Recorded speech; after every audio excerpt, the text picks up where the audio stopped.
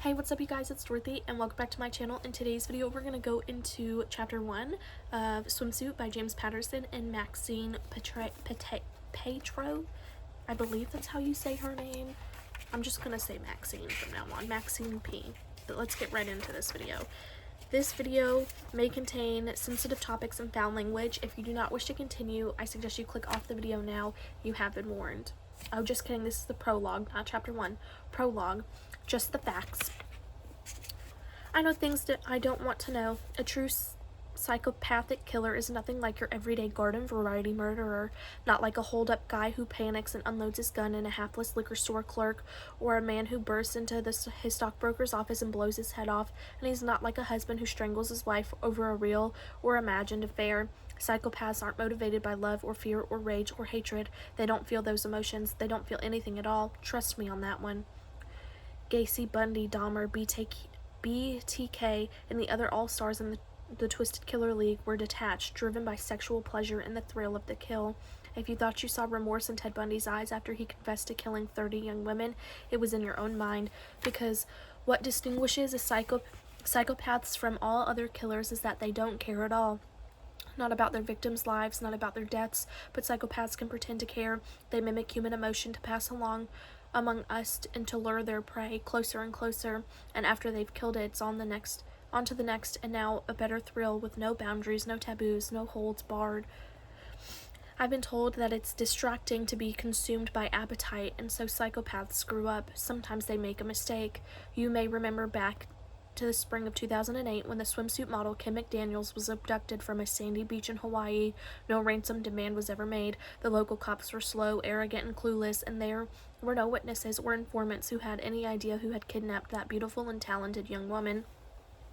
At the time, I was an ex-cop turned mystery writer, but since my last book had gone almost straight from the shipping cart into the remainder racks, I was a third-strike novelist doing the next best thing to writing pulp fiction. I was reporting crime for the LA Times, which on the upside was how the highly successful novelist Michael Connelly got his start. I was at my desk 24 hours after Kim went missing. I was filing yet another routinely tragic story of a drive-by fatality when my editor, Daniel Ariston, leaned into my cube, said catch, and tossed me a ticket to Maui. I was almost 40 then, going numb from crime scene fatigue, still telling myself that I was perfectly positioned to hook a book idea that would turn my life around one more time. It was a lie I believed because it angered my varying hope for a better future. The weird thing is, when the big idea called me out, I never saw it coming. Ariston's ticket to Hawaii gave me much needed hit. I sensed a 5-star boondoggle featuring oceanfront bars and half-naked girls, and I saw myself jousting with the competition.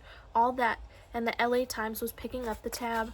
I grabbed the airline ticket and flew off to the biggest story of my career. Kim McDaniel's abduction was a flash fire, a white-hot tale with an unknown shelf life.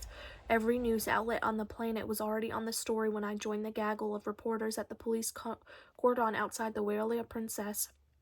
At first, I thought what all the juniors thought, that Kim had probably been drinking, got picked up by some bad boys, that they raped her, silenced her, dumped her, that the missing beauty would be top of the news for a week or a month, until some celebrity bigot or the Department of Homeland Security grabbed back the front page. But still, I had my self-delusion to support and an expense account to justify, so I bowled my way into the black heart of a vile and compelling crime spree. In so doing, and not by my own devising, I became part of the story selected by a profoundly psychotic killer with a cherished self-delusion of his own.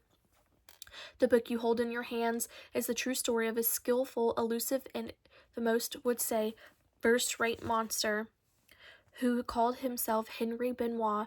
As Henry told me himself, Jack the Ripper never dreamed of killing like this. For months now, I've been living in a remote location getting Henry's story down. There are frequent electrical burnouts in this place, so I've gotten handy with the manual typewriter. Turns out I don't need Google because what isn't in my tapes and notes and clippings is permanently imprinted on my brain. Swimsuit is about an unprecedented pattern killer who upped an ante to new heights, an assassin like no other before or since. I've taken some literary license in telling his story because I can't know that Henry or his victims were thinking in a given moment.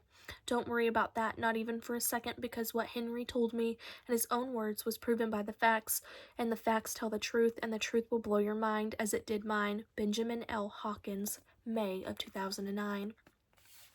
So that's the end of this video. I will see you guys in the next one. Bye.